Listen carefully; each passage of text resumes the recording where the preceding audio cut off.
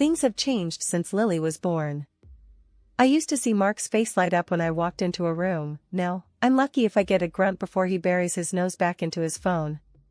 His job's the same, maybe even less stressful than before, but something in him switched off the day we brought her home. Another painting, Grace? What's that, the third this week?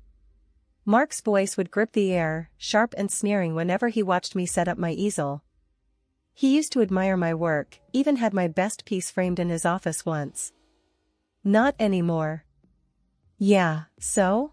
It's not like I'm spending your money, I'd answer, trying not to let him see the tremble in my hands, keeping my focus on mixing the blues and yellows on my palette. But inside, each word he volleyed felt like a punch. Could have fooled me. And look at this place. Looks like a damn tornado hit it. He'd scan the room, his eyes scanning every toy and blanket out of place, holding them up like evidence of my failures. Look, I'm with Lily all day, and she's a handful, I'd fight back, my voice not as steady as I'd liked. And maybe if you helped a little around here. Help? With what? You're home all the time, you deal with it. That was our deal, remember? I make the cash, you handle the rest. Not my fault you can't manage. He'd cut me off, leaving no room for argument. Every night ended the same, with him turning away and dismissing me with a scoff. When he left for work, Lily would tug at the hem of my shirt, her little eyes confused. "Daddy mad?" she would ask, her tiny lips quivering at the thought. "No, baby, Daddy just has a lot on his mind. Here, help Mommy choose the colors, yeah?" I'd pull her into my arms, trying to smile for her sake, guiding her hand to pick out colors. Together, we'd paint, and for a while, the bitterness in Mark's tone would get drowned out by her laughter and our shared world of color. I knew my paintings were good, not because I was full of myself, but because they were the only thing I had left from a time when I felt confident, vibrant. That evening, when Mark came home, I did what I always did. I tried to greet him with a warm dinner, a clean house, and Lily squeaky from her bath and dressed in her best pajamas. "Hey," I said, the smell of roast chicken trailing behind me. "How was your day?" He grunted in reply, shrugging off his coat and throwing it over the couch. His eyes caught mine, then the easel set up in the corner of our living room. "Still haven't gotten rid of that junk, huh?" "It's not junk, Mark. I'm working on something," I responded, the weariness seeping through. "Looks like a waste of time. And money. You could be doing something productive, you know." He walked past me to the fridge, not waiting for an answer. Productive seemed to mean anything that made money or made his life easier. I wasn't doing either to his liking, I guessed. "I am doing something," I said, my voice firmer now. "I'm raising our daughter and keeping our home. And I'm trying to hang on to something that matters to me. My painting matters to me, Mark." He didn't even pause, just popped open a beer and drank deeply. "Call it what you want, Grace. To me? Looks like you're just filling time, making a mess I'll have to pay someone to clean up." I felt the sting.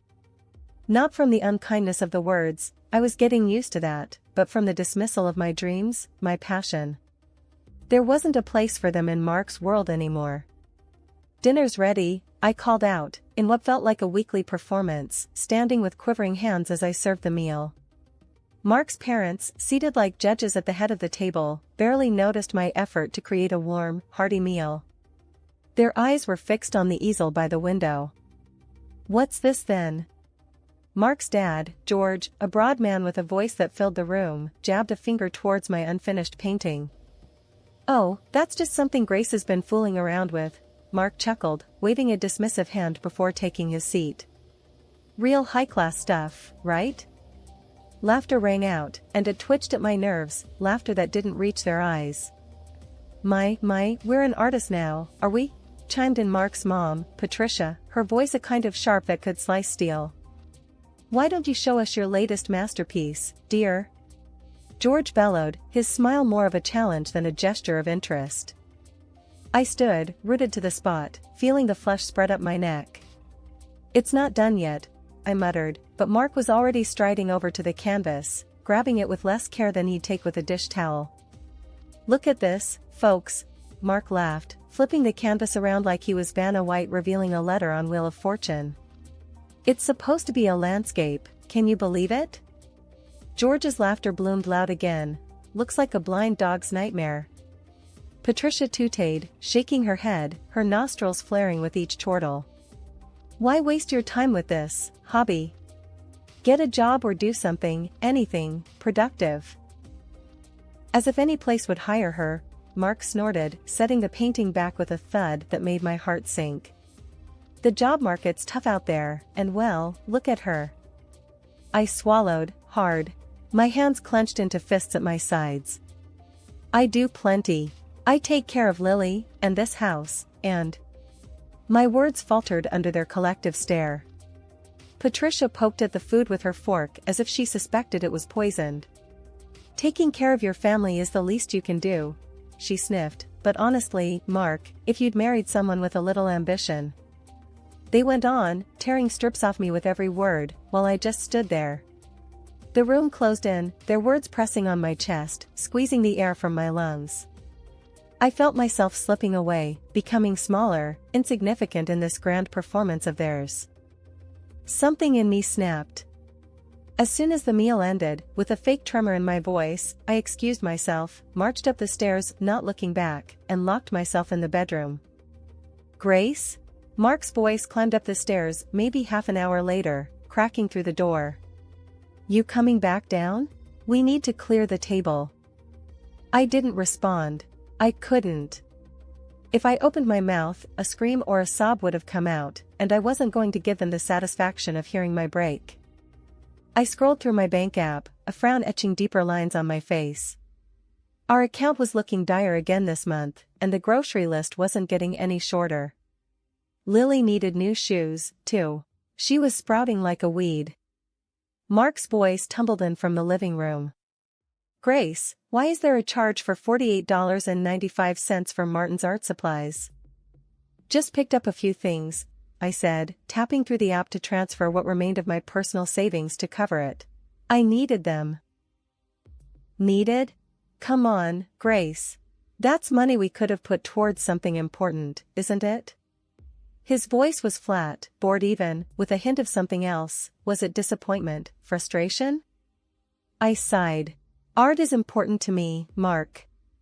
The same way your golf is important to you." I didn't mention the fact that his golf clubs cost more than a year's worth of my supplies. "Yeah, but golf is networking, it's part of my job. What does your painting get us?" "A cluttered house and wasted cash," he said, grumbling. "It gets me through the day," I murmured, feeling that old, familiar tug-of-war in my chest. Mark snorted. "Through the day? We have to be smart about money, not just spend it on whatever gets us through the day. Budget, Grace. Budget." That word felt like a choke chain. "I pay for my art supplies with my own money, Mark. The money I had before." I trailed off, not wanting another fight.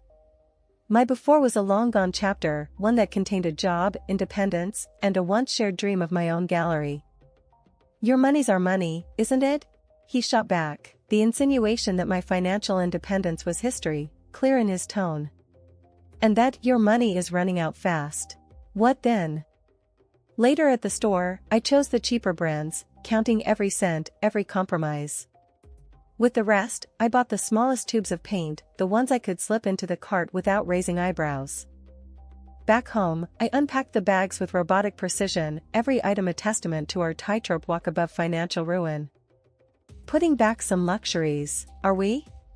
Mark commented, his gaze landing on the no-name cereal and store-brand pasta. "Yes, tightening the belt," I answered without looking at him, hiding the receipts, a paper trail of my crimes. He hummed, rummaging through the bags like an investigator looking for a slip-up. "Where are the Greek yogurts you like? And isn't this the cheap coffee?" I shrugged, busying myself with placing a can of tomatoes in the pantry. Prices went up. Had to make some cuts. "Don't see any cuts in your art budget, though," he said, a cold finger pointing out the new brushes I'd slipped under a loaf of bread. I turned to him, meeting his eyes for the first time since the conversation began. This keeps me sane, Mark. My art keeps me sane. My voice was firm, and I clenched my fist around the countertop to stop the shake in my hand. Well, sanity's quite the luxury item these days, eh? He nodded towards the brushes, his words deliberate, biting. That night, I painted not out of passion, but frustration. Each stroke was a challenge, a cut from our personal budget to fit it within the constraints of Mark's expectations. But as I worked, I remembered a time when these brushes were a joy to hold, not a weapon I had to defend. Mark was somewhere across the country, tangled up in business trip meetings when he decided to drop the latest task on me. His voice buzzed through my phone, sounding like he was already out the door before he even finished his sentence. Grace, you gotta pull together a birthday present for my boss's wife, Clara. Her big day's in a week. Okay, do you have any cash set aside for that? I asked, squinting at our already tight budget on my laptop screen. Nah, you figure it out. Just make it look like we put some thought into it, he muttered, sounding distracted. Hang on, you want something nice, but I'm supposed to magic up the funds for it? I could feel the heat rising in my cheeks. You always find a way. Make it happen, Grace. And with that cheery little line, he was gone. I let out a long, slow breath, closing my eyes and trying to push back the frustration gnawing at my last nerve. Didn't have the cash, but I needed something that would knock Clara's socks off. No pressure, right? After a deep dive into Clara's online world, it was clear she had a thing for art. Her feed was full of gallery visits, pictures of canvases that probably cost more than our car. She even had photos with artists, talked about supporting the arts, patronage and all that jazz. An idea sparked, and I grabbed it before it could blaze out of my mind. A painting, from me. I had the paints. I had the canvas. I sure as hell had the motive. I'd give Clara something no one else could, not off some high street. I spun the idea in my mind, letting it settle. I could picture the brush strokes already, feel the drag of bristles against canvas. It would be personal, and it'd be free. Bonus. A painting, then. Decision made. I was going to need every minute of every day if it was going to look anything like the kind of stuff Clara posted. I pulled out my old easel, set it up in the living room, and got to work. All the while, fingers crossed that my little slice of creativity would cut it in the high-stakes world of business birthday gifts. Day 1 postmarks bombshell. I'm standing in the middle of my makeshift studio, a corner of the dining room I've cleared out, pushing the table against the wall. The morning light streaming in, kinda highlighting the chaos of my art supplies spread all over. Mommy, what's all this? Lily, my 6-year-old, parks herself right in the middle of the chaos, her eyes as round as the splattered paint drops on the floor. Mommy's gotta make a birthday present, baby. I reply, rifling through old brushes with bristles stiffer than my back feels. For who? She picks up a brush, examining the crusty edges like a pro. For a lady Daddy works with, I explain, snatching the brush from her before it becomes a makeshift sword or fairy wand. Lily's forehead scrunches up in confusion. But why can't Daddy buy something? Lily, go watch your cartoons, will ya? I need to think. I'm not in the mood to unpack the complexities of our bank account or my marriage to a kindergartner. Grumbling something under her breath, sounding too much like me for comfort, she trots off to the living room, leaving me to my quandary. The week grinds by. I'm pulling double shifts, daytime mommy, nighttime Picasso. The canvas starts to fill, taking on a life of its own. Something abstract, something that feels kind of like the whirlwind that's my life lately. I don't hear a peep from Mark. No check-in calls, not even a text asking how it's going. Guess he's too wrapped up in his charts and deals, and whatever he does that's too important to ring his wife. Lily, on the other hand, is my tiny shadow, always creeping back to watch me paint. You're really good, Mommy, she says on what, day 4? You should draw stuff more. I smile because that's probably the best review I'll ever get. Think so, huh? Maybe I will. The night before the big reveal, the painting's finally staring back at me, done. It's not just art, it's everything I haven't been able to say or do, all poured out onto canvas. I can't sleep that night, tossing and turning, thoughts swirling in my head. What if Clara hates it? What if Mark thinks I've wasted my time? What if? But the morning comes, clear and bright. The painting's wrapped up, no fancy paper, just brown parcel stuff, but neat. A nice bow from Lily's hair ribbons, because why not? So, there I was, at the boss's wife's birthday bash, my arms wrapped tight around a package, the painting I hoped would be a hit. I slid through the crowd, eyes low, wishing I could blend into the wallpaper. Mark was there too, just flown in hot from his latest trip, looking every inch the man who had it all, except the picture-perfect trophy wife. His eyes swept over the women, polished and perfect in their cocktail dresses, then landed on me like a ton of bricks. I saw that look on his face, like he just bit into a lemon. He looked me up and down and shook his head just enough so only I'd notice.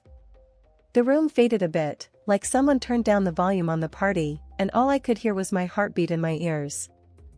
Then his gaze zeroed in on the parcel, all wrapped up and nestled in my shaky grip.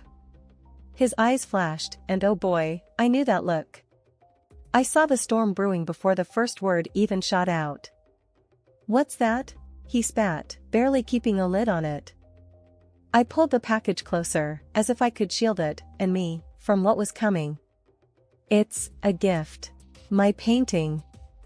The words barely had a chance to hang in the air before his voice boomed. "A painting? You're kidding, right?" It was loud enough to catch a few glances our way. I tried to shush him with my eyes, but he was past caring. "You actually think this is okay? To hand her a piece of amateur hour?" The whispers around us started like the start of a rain, soft but getting stronger. "Mark, please, not here," I begged, my cheeks flaming up something fierce. "Did you lose your mind?" he roared, and the room didn't just pause, it froze. "You make us look like fools."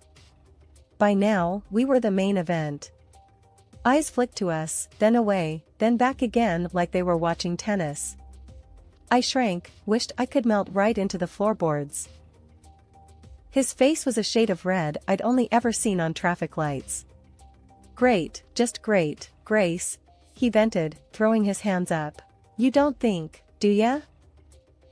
The heat in my face told me I was blushing, and not in a cute way. My hands shook, but I hugged the painting tighter, 'cause what else was there to hang on to?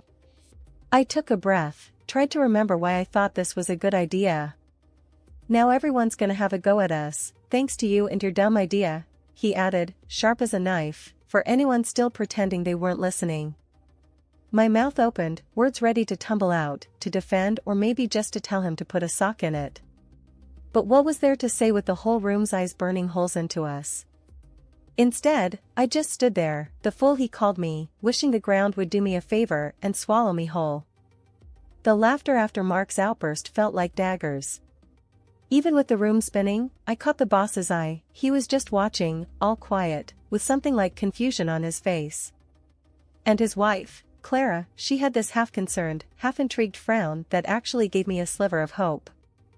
Clara waved a hand, cutting through the noise. "Quiet down, everyone. Let's see what Grace has brought." I moved on autopilot, my hands still a bit jittery as they tore the paper from the canvas. The art kinda just spilled out into the room, all the colors and the shapes I'd spent nights pouring myself into. Clara's eyebrows shot up. "Oh my," she said, and the room hushed like they were waiting for her to drop the hammer. But then she continued, "This is quite something, Grace." Mark was still fuming by my side. "Yeah, something all right." I ignored him and searched Clara's face for some sign. It's for you," I mumbled. "Happy birthday?" She tilted her head, studying the painting like it was a puzzle. "It's bold. I like bold. Don't you, darling?" She nudged her husband, pulling him into this. The boss was a tough guy to read, but he nodded. "Don't see something like that every day." Mark tried to jump back in. "Oh, come on, you're saying you like this mess?" And there it was, the snap in Clara's voice as she turned to him with a squint. Mark, I'd watch it if I were you. Your wife has talent, and I won't have you embarrass her any further. It's unbecoming. The room fell into this tense kind of quiet, the kind where you could hear someone sneeze 3 houses down. Look at the colors, the feeling in it, Clara was saying now. It's got life. Mark tried for a save, well, sure, if you like that sort of thing. But Clara cut him off. I do. It's decided. This goes right in the foyer. I blinked. Was this actually happening? You sure, babe? The boss chimed in. It's not exactly. Clara shot him a look, and he trailed off. Standard. Right. It's unique. Her arm shot out to me, a beacon in the high heels and overpriced suit. See. Thank you, Grace. This here's a real gift, folks. It's got soul. And just like that, the murmurs started up again, but they had a different tune. People were nodding, some even looking at me with what felt like respect. Clara, still holding my painting like it was a treasure, turned her eyes on me again.